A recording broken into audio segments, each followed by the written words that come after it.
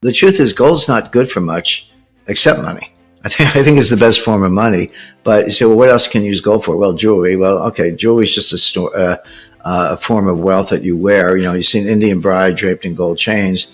It's beautiful looking. Yeah, but that's her dowry. That's her down payment on the house. That's the kid's college education. So jewelry is just just a different way to store bullion. So gold is not good for much except money. Silver is different. Silver is a precious metal. It can be a form of money, has been, and still is, but it has a lot of industrial input. So when it's an industrial input. So when you're analyzing silver, you've got the precious metals analysis on the one hand, but you have industrial input on the other. And that makes it tricky because if you're in a recession, let's say the price of gold is going up, silver will tag along. Silver will be along for the ride, and you're exactly right. It tends to lag and then it shoots up. But good evening and welcome to Economy Express, where we bring you expert insights to navigate the evolving financial landscape.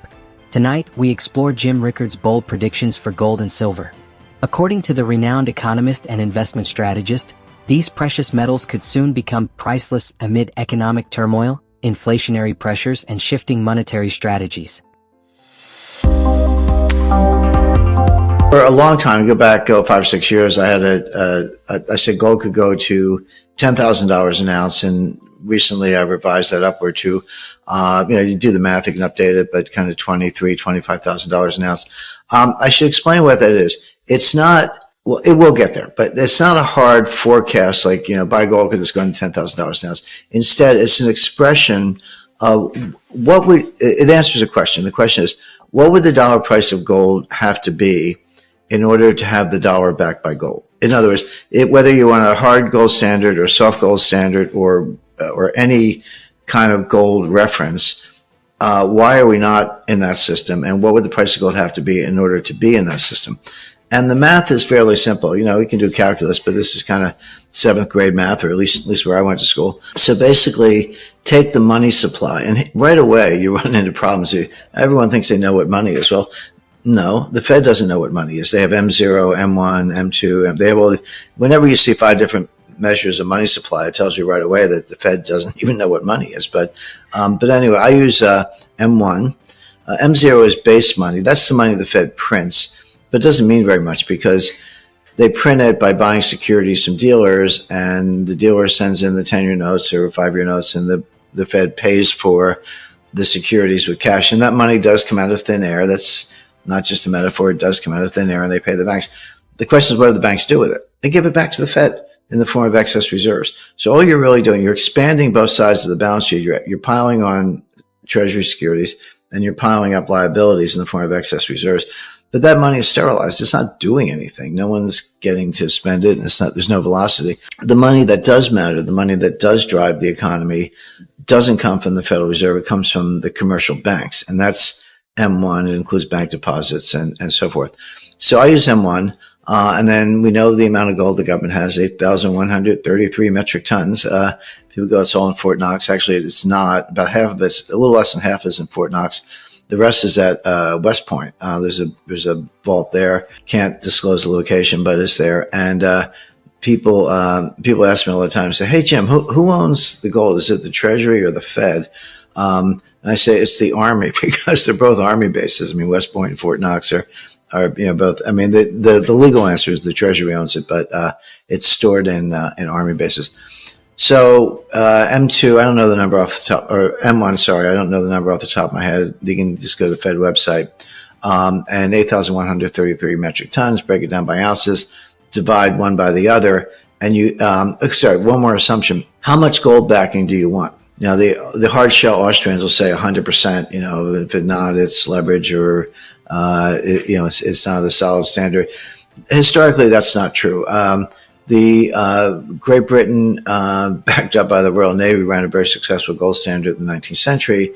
They had about 20% backing. At any given time, the Bank of England had about 20% backing for their notes. The United States used 40% backing until around the end of World War II, and then they went to 25%. They ended up at zero by the late 1960s, but it was either 40% or 25%. So, take your pick, and the British were about 20%. that's what you need to instill confidence. So my math is, take M1, take 40% of M1. That's the dollar amount of gold you need to have a strong gold standard, divided by, the number of ounces in 8,133 metric tons, and you get a number. And that number today is around $23,000. So, but it keeps going up. And the reason it keeps going up is that the gold supply is constant and the money supply keeps going up. So again, fifth grade math, you're going to get a larger and larger number of dollars per ounce in order to back up a higher dollar amount with the same amount of ounces. So it's about $23,000. So just to be clear. Investors, this is a forecast you can't afford to miss. Jim Rickards, a respected authority in global finance, provides a fascinating analysis of the roles gold and silver play in today's economy. He explains that while gold serves as a pure monetary asset and a safe haven, silver's dual role as both a precious and industrial metal makes it uniquely complex. As economic uncertainties grow, Rickards argues that gold and silver will be essential for wealth preservation and portfolio diversification. Rickards predicts that the price of gold could rise dramatically to $23,000 per ounce if the U.S. were to reintroduce a gold-backed monetary system. Using simple calculations based on historical gold-to-money supply ratios, Rickards demonstrates how the current $7.9 trillion M1 money supply far exceeds the gold reserves available to back it. This disconnect, he believes, underscores the likelihood of a sharp revaluation of gold in the future.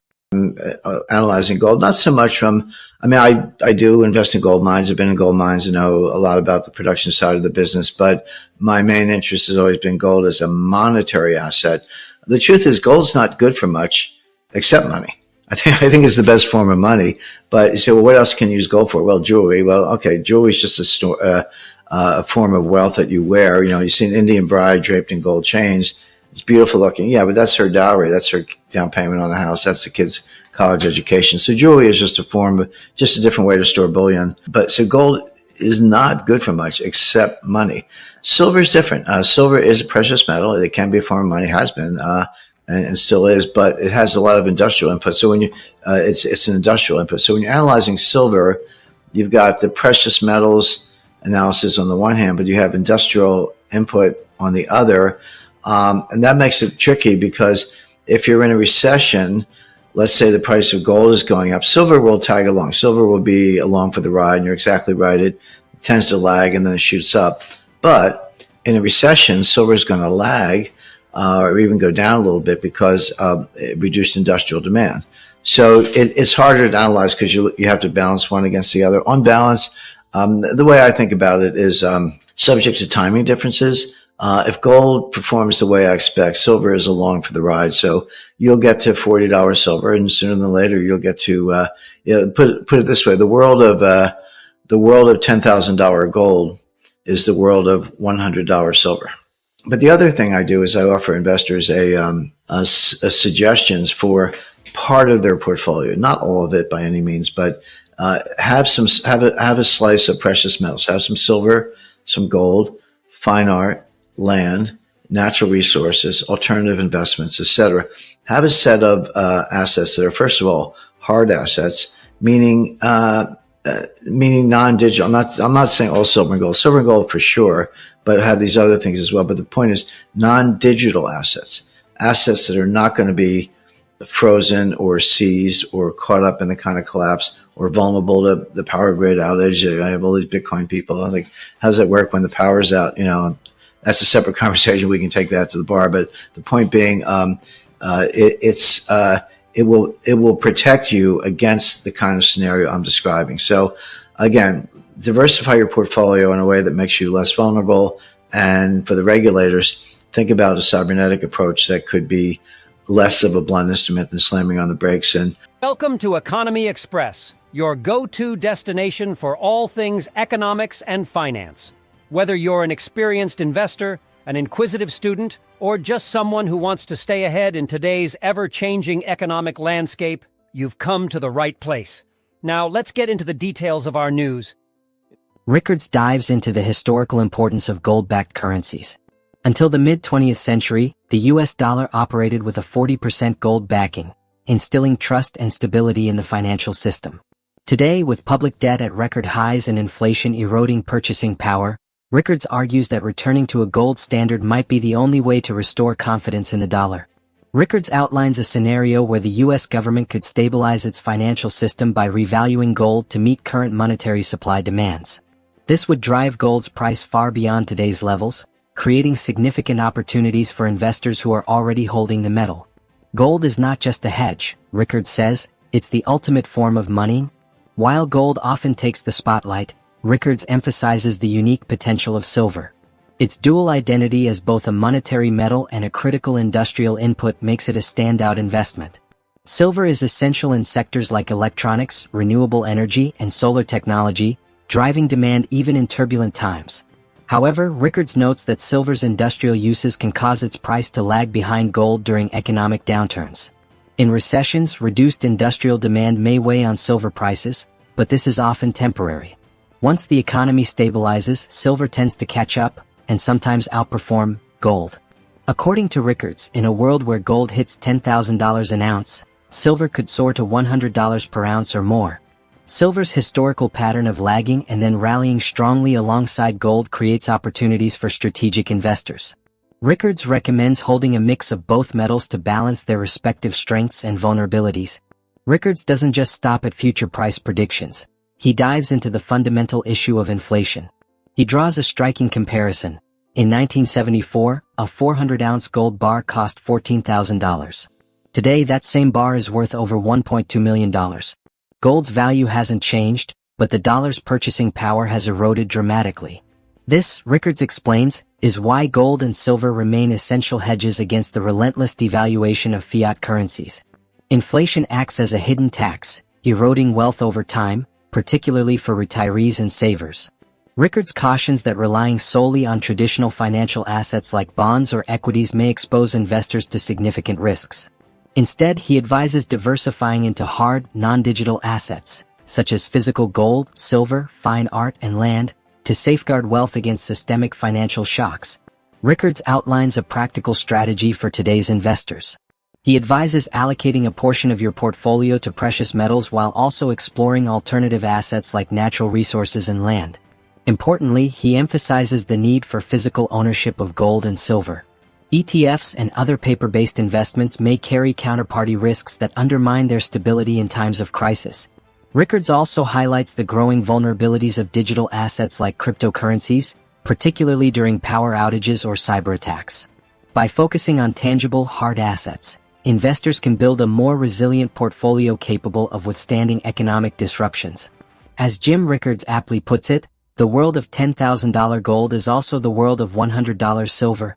The financial system is at a crossroads, with inflation, debt, and geopolitical tensions reshaping the global economy. For investors, the message is clear: gold and silver are more than just commodities. They are shields against uncertainty and tools for preserving wealth in turbulent times. Whether it's the potential revaluation of gold, the industrial demand for silver, or the erosion of fiat currencies, the opportunities in precious metals are undeniable. Now is the time to act, diversify, and prepare for the seismic shifts ahead. Thank you for tuning in to Economy Express. Stay informed, stay strategic, and as always, happy investing. We'll see you next time.